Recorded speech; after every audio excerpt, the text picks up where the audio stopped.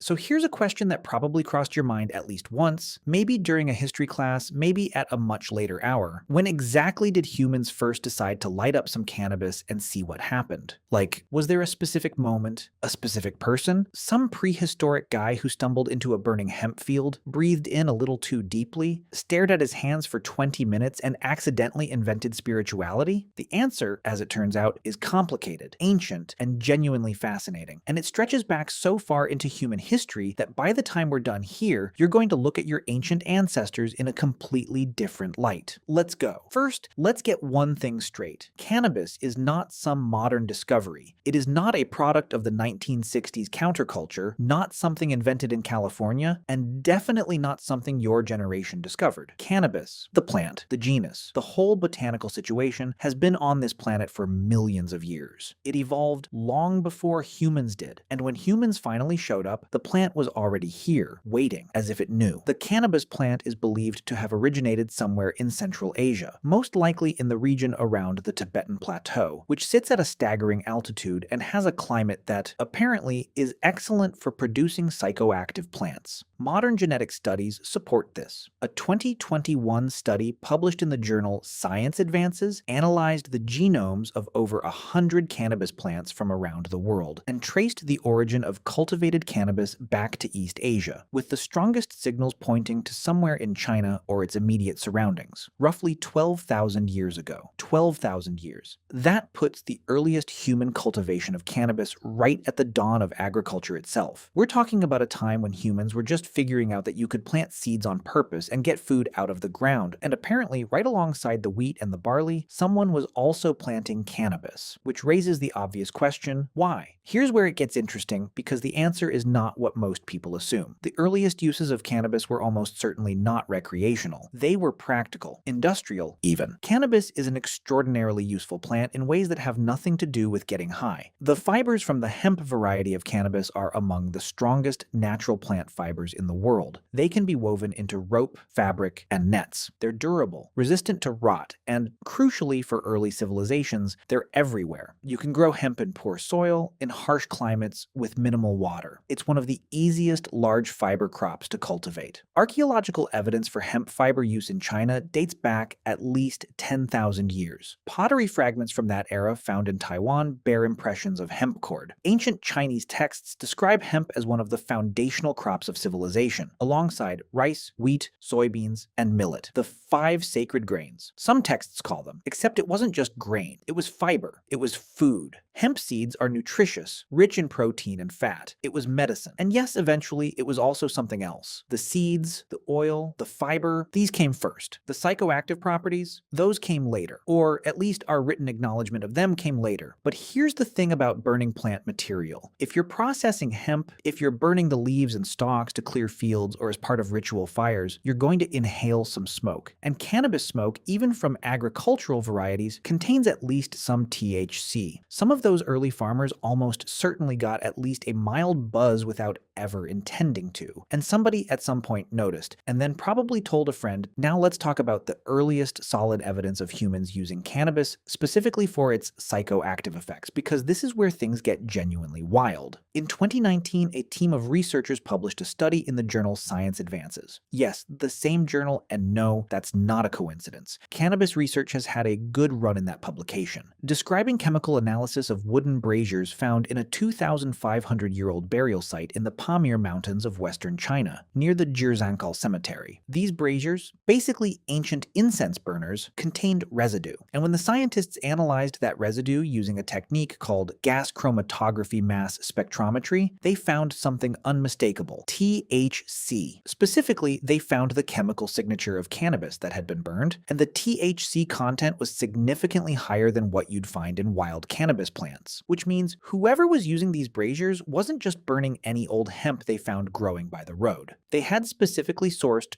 or possibly cultivated, high-potency cannabis. And the context matters enormously here. This was a burial site. These braziers were found in tombs alongside human remains, wooden harps, and other objects that suggest ceremony and ritual. This wasn't someone sneaking off behind a rock to get high alone. This was a formalized, intentional use of cannabis as part of a ritual surrounding death, possibly as a way to communicate with the dead, to reach altered states states that were understood as spiritual experiences, or both. The Pamir Mountains, where this site was found, sit at extremely high altitude, over 3,000 meters above sea level. Interestingly, cannabis plants grown at high altitude tend to produce more THC. The ancient people using these burial sites may have actively known this. They may have been sourcing their cannabis from specific high-altitude locations, specifically because it was stronger. Let that sink in. 2,500 years ago, in the mountains of Central Asia, people were strain selecting for potency, for ritual purposes. In tombs, humans have always been humans. But 2,500 years is actually not even close to the beginning. Let's keep going back. Written records of cannabis use stretch back at least 5,000 years in some traditions. The ancient Chinese Pharmacopoeia, one of the oldest medical texts in human history, attributed to the legendary Emperor Shennong and thought to date back roughly 4,700 years, describes cannabis as a medicinal plant. It was recommended for conditions ranging from gout to rheumatism to absent-mindedness. The text notes that consuming too much of the grain of hemp could cause you to see demons, which is a 5,000-year-old Chinese way of saying that yes, the psychoactive effects were known, and yes, they were considered a side effect worth mentioning. Ancient India has an even more exuberant relationship with cannabis. The Vedas, the sacred texts that form the foundation of Hinduism and represent some of the oldest religious literature in the world, dating back perhaps 3,500 to 4,000 years, mention a sacred drink called soma, which many scholars believe may have contained cannabis among other psychoactive substances. More directly, the Atharva Veda explicitly describes cannabis, bhang, as one of 5 sacred plants, a source of happiness, a joy giver, and a liberator that was given to humans by the gods. Bhang, in various forms, has been consumed in India essentially continuously for thousands of years. It's been used in religious ceremonies, given as offerings to the god Shiva, consumed at festivals, mixed into drinks and food. It remains legal in many parts of India today, sold at government-licensed shops, and consumed openly during holidays like Holi. It is by any reasonable measure one of the longest continuous cultural traditions involving a psychoactive substance in human history. And then there's the ancient Scythians. The Scythians were a group of nomadic Iranian peoples who dominated the Eurasian steppe, the vast grasslands stretching from Eastern Europe to Central Asia, roughly from the 9th century BCE to the 4th century CE. They were fierce, mobile, skilled horsemen, and they absolutely loved cannabis. We know this primarily because of Herodotus, the ancient Greek historian who wrote in the 5th century BCE, and who is, depending on who you ask, either the father of history or the world's first enthusiastic travel blogger. Herodotus wrote a remarkably detailed account of Scythian funeral practices, which involved, among other things, a cannabis steam bath. Here's how he describes it. After a burial, the Scythians would set up a small tent, place a dish of red-hot stones inside, and throw cannabis seeds and hemp plant material onto the stones. The heat would cause the plant material to smolder and release vapor. The mourners inside the tent would inhale this vapor, and, according to Herodotus, howl with pleasure. For a long time, historians weren't entirely sure whether to believe this. Herodotus had a reputation for occasionally embellishing. But then, in the 20th century, archaeologists excavating Scythian burial mounds called kurgans in Russia and Ukraine started finding exactly what Herodotus described: small braziers, charred cannabis seeds, and tent poles. The archaeological evidence matched the written account almost perfectly. The ancient Greeks, it turns out, had a reliable informant after all, and the Scythians weren't using cannabis purely for fun.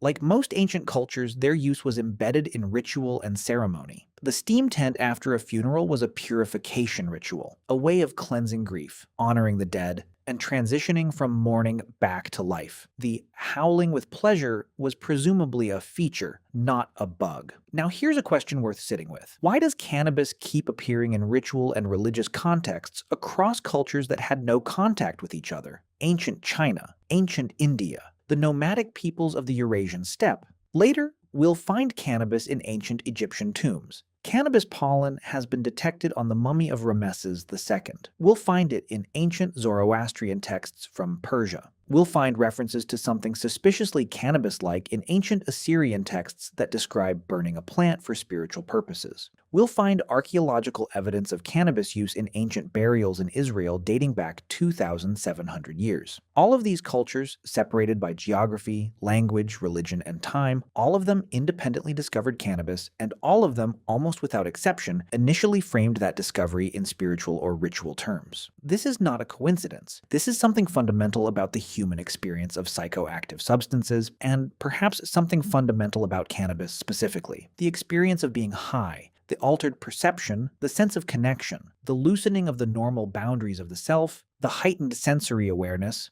sometimes visions, sometimes an overwhelming feeling of significance. These experiences, in cultures that didn't have a framework for recreational drug use, were understood as encounters with the divine, as communication with ancestors or spirits, as temporary access to a state of consciousness that was normally inaccessible. That framing, cannabis as a doorway to something beyond the ordinary, appears independently in culture after culture, and it tells us something interesting. The human brain's response to cannabis is consistent enough across individuals that people in radically different times and places were having similar enough experiences to interpret them in similar ways. The plant, in a sense, was doing the same thing to everyone, and everyone came to roughly the same conclusion about what that thing was. Let's take a step back even further now, because there's a school of thought in archaeology and anthropology that pushes human cannabis use back far beyond any of these written records or even the Jerzankal tombs. Far beyond 2,500 years, far beyond even 5,000 years. Some researchers argue that cannabis, along with other psychoactive plants, played a fundamental role in the development of human consciousness, religion,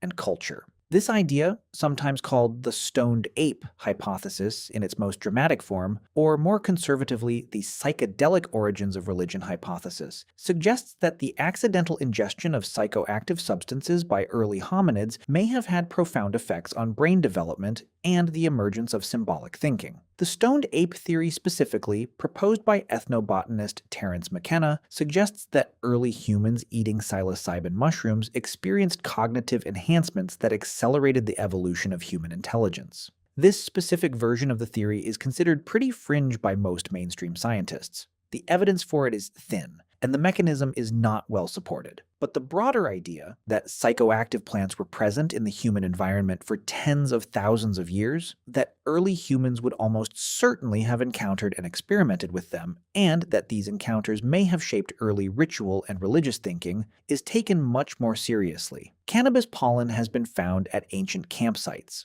Cannabis seeds appear in the archaeological record alongside human activity going back thousands of years. The plant and the human have been sharing the same environments for so long that it would be genuinely surprising if there wasn't significant interaction long before the written record begins. The absence of evidence is not evidence of absence. And plant material, unlike bone or stone, rarely survives tens of thousands of years in usable condition. What we can say with confidence is this: wherever humans and cannabis were in the same place, at some point, humans tried it. That seems to be an empirical law of the universe. Okay, let's jump forward dramatically. Because the story doesn't stop in antiquity, it has to get to the modern world somehow, and the journey is almost as interesting as the origin. Cannabis spread from Central and East Asia outward over millennia. It moved west along trade routes into Persia, Mesopotamia, the Middle East. It moved into Africa. There's evidence of cannabis use in Ethiopia and other parts of sub-Saharan Africa going back at least 1,000 years, possibly longer. It moved into Europe, likely via multiple routes. The Scythians and related peoples brought it westward, and later trade routes reinforced the spread. It reached the Americas much later, not until the colonial period, when it was brought by European colonizers primarily for hemp fiber production. And yet, within a relatively short time of its arrival, it had been adopted, adapted, and integrated into various cultural practices across the New World. There's something almost unstoppable about this plant's relationship with humanity. Every time it showed up somewhere new, it stayed. Every attempt to eradicate it, and there have been many across many different cultures and eras, has ultimately failed. Cannabis today is grown on every inhabited continent. It is the most widely cultivated illicit crop in the world. And in a growing number of jurisdictions, it's no longer illicit at all, which brings us, inevitably, to the 20th century. The modern prohibition of cannabis is, in the long sweep of history, an extraordinarily recent phenomenon, and its origins are not particularly scientific. In the United States, cannabis was legal and widely used medicinally throughout the 19th century. It appeared in numerous pharmaceutical preparations. It was sold in pharmacies. There was no significant movement to restrict it. Then, in the early 20th century, a combination of factors, anti-immigrant sentiment, racial politics, sensationalist journalism, and some remarkably effective lobbying, produced the Marijuana Tax Act of 1937, which effectively criminalized cannabis at the federal level. The word marijuana itself was a deliberate choice. It was the Mexican-Spanish term for the plant, and using it helped associate cannabis with Mexican immigrants at a time when that association was politically useful for those pushing for prohibition. The scientific and medical communities largely opposed this prohibition at the time. The American Medical Association testified against the 1937 Act. Their objections were ignored. From there, prohibition spread globally, largely through American influence and later through the 1961 United Nations Single Convention on Narcotic Drugs, which classified cannabis alongside heroin and cocaine as a Schedule I substance. High potential for abuse, no accepted medical use. This classification has since been repeatedly challenged by scientific research, partially revised by the UN itself in 2020 when cannabis was reclassified, and overturned in practical terms by the legal cannabis industries that now operate openly in Canada, Uruguay, and a rapidly growing number of US states and other jurisdictions worldwide. The Prohibition era, historically speaking, looks increasingly like a strange 80-year detour in a relationship between humans and cannabis that stretches back at least 12,000 years, maybe much longer. Here's the part I want you to really sit with as we wrap this up. Cannabis has been with us, woven into agriculture, medicine, religion, ritual, trade, and culture for essentially the entire span of recorded human history. And before recorded history, it was almost certainly there too. Growing at high altitude, drifting into cooking fires, getting noticed by curious and experimentally minded people who then told their curious and experimentally minded friends. The desire to alter consciousness, to step outside the ordinary limits of perception and experience something different, something larger, something beyond the everyday, appears to be a fundamental human drive. Anthropologists have found evidence of ritual use of psychoactive substances in virtually every culture they've ever studied. There is no culture on record that did not, in some form, seek out mind-altering experiences. Some used plants, some used rhythmic drumming and dance, some used fasting or meditation or extreme physical exertion, some used all of the above. Cannabis was one of the most widespread tools humans found for that purpose, and unlike some psychoactive substances, it was relatively forgiving, powerful enough to produce meaningful altered states, but not so overwhelming or toxic that it typically killed people who used it. It was growable almost anywhere. It was useful for dozens of other purposes besides the psychoactive ones. It was, in practical terms, an almost ideal candidate for deep cultural integration. And so it integrated. Deeply, globally, persistently. The ancient mourners in the Pamir Mountains, burning high-potency cannabis in wooden braziers to say goodbye to their dead, they were doing something humans had probably been doing in various forms for thousands of years before them. And the communities that now gather to use cannabis in ritual, or medicinal, or simply recreational contexts, they're participating in a tradition that stretches back further than almost any other human practice you could name. Longer than most religions, longer than writing, possibly as long as agriculture itself. So the next time someone acts like cannabis is some kind of new or strange or marginal thing, you can, with complete historical accuracy, point out that it is in fact one of the oldest and most enduring relationships in human history. Humans and cannabis. Together, apparently, since very nearly the beginning. Some partnerships, it seems, are just built to last.